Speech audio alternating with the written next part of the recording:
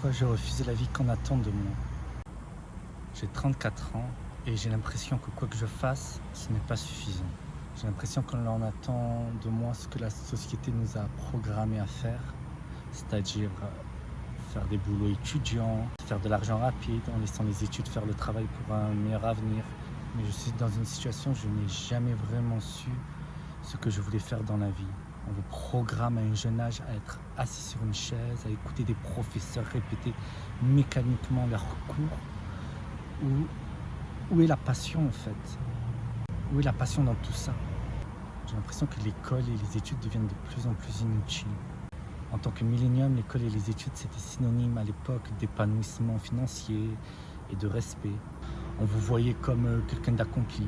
Aujourd'hui, l'épanouissement financier se fait parfois juste en dansant pendant quelques secondes sur les réseaux sociaux et le respect se fait par rapport au nombre d'abonnés que l'on a. Malheureusement, lorsque l'on grandit dans une différente époque, avec des gens du même âge ou encore plus âgés, l'attente reste la même qu'à l'époque. Je sens la fourberie quand on me pose des questions sur ma situation professionnelle, que je sois sans travail ou que je travaille à nettoyer des toilettes pendant des heures. Et alors le travail, ça va? Tu es toujours sans travail? Tu es toujours agent de nettoyage?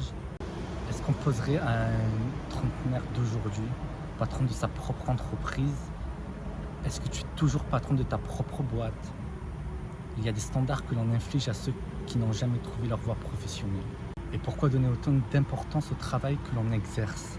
Pourquoi je ne veux juste pas faire un travail car j'y suis légalement obligé pour payer mon appartement, mes factures, mon train de vie et rien d'autre? Pourquoi associer un travail considéré comme un sous-métier, comme un échec dans la vie? Trop de stéréotypes sur ce que c'est que la réussite en fait. Autre exemple, je n'ai pas le désir de me marier car je ne me sens pas capable d'aimer éternellement ou de me contenter d'une personne pour les restants de mes jours.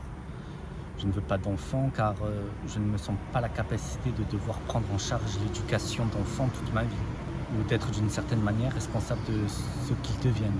Surtout quand on a la trentaine, j'ai l'impression que c'est l'âge d'or où il faut être dans une longue relation, marié, avec 5 enfants, dans une villa, dont on est propriétaire. Et comme le travail, toujours les mêmes questions équivoques. Alors t'as une copine, t'as un copain, et les enfants c'est pour quand? C'est quand que tu vas acheter une maison? Tu sais, plus tu attends, plus ce sera difficile de faire un crédit à la banque que tu devras rembourser. Refuser une de ces choses, ça va encore, je dirais.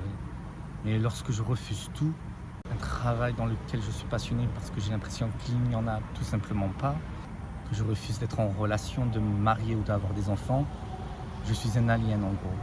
Les repas de famille, c'est sûrement le pire parce que j'ai l'impression d'être toujours en bout de table et là la lumière est juste sur moi et tout le monde qui me regarde pour me faire passer un interrogatoire où je sortirai coupable quoi qu'il arrive. J'ai repoussé pendant 6 ans tout contact avec ma famille en dehors de ma mère et un peu de mon père, mais c'est par obligation. Mais même avec elle, j'essaie de ne pas trop lui en dire car je n'ai jamais eu de rapport fusionnel avec elle, n'importe quel autre membre de ma famille. Mais le fameux repas de Noël obligatoire qui est pour moi plus une peine de prison d'une journée arrive à grands pas. Je vais devoir expliquer pourquoi je n'y étais pas pendant 6 ans. Après je vais devoir expliquer ce que je fais depuis 6 ans et si j'ai une copine en sachant que je leur cache ma véritable sexualité. Pourquoi ne pas normaliser n'être épanoui que lorsque l'on ne travaille pas pour un simple but financier? Pourquoi ne pas normaliser vivre seul pour être indépendant et libre et faire ce qu'on souhaite sans avoir personne à qui rendre des comptes? J'ai l'impression que c'est un pouvoir que la majorité des gens rejettent, le pouvoir de vivre pour soi.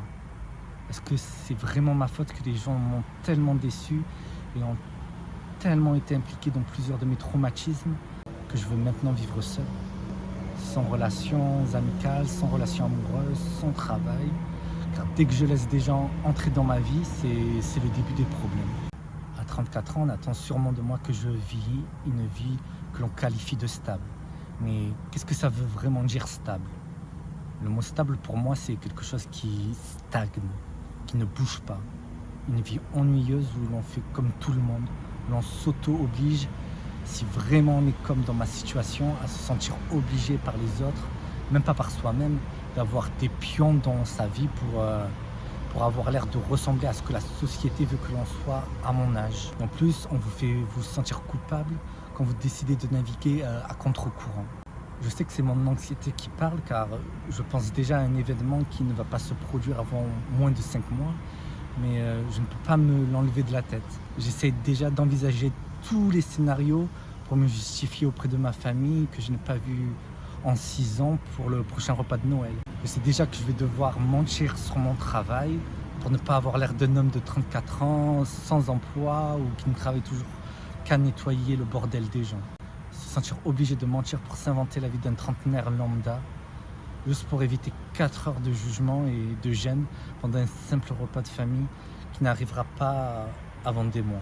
La situation elle est tellement ridicule que j'arrive même pas à en rire. Le pire c'est que je sais qu'il n'y a rien de mal à vivre comme je vis, mais comme je fais partie d'une minorité, j'ai l'impression que je serai toujours perdant quoi qu'il arrive. Les minorités sont pourtant tout aussi importantes dans ce monde. Je sais qu'il y a une différence entre je ne veux pas et j'ai peur, mais est-ce que je ne veux vraiment pas de cette vie ou est-ce que c'est mes mauvaises expériences et traumatismes qui m'ont emmené à m'en détourner, comme si on m'avait convaincu qu'elle n'était pas faite pour moi. Au fond, je ne suis peut-être même pas en retard.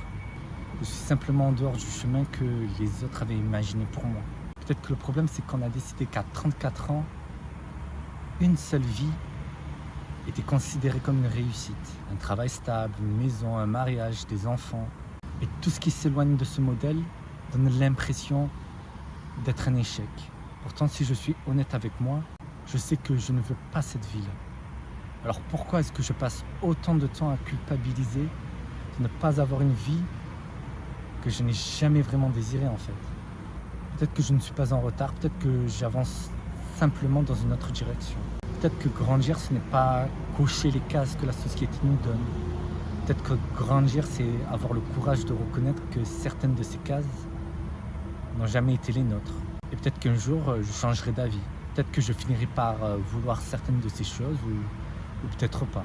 Mais si un jour je les choisis, j'aimerais que ce soit parce que je les désire vraiment.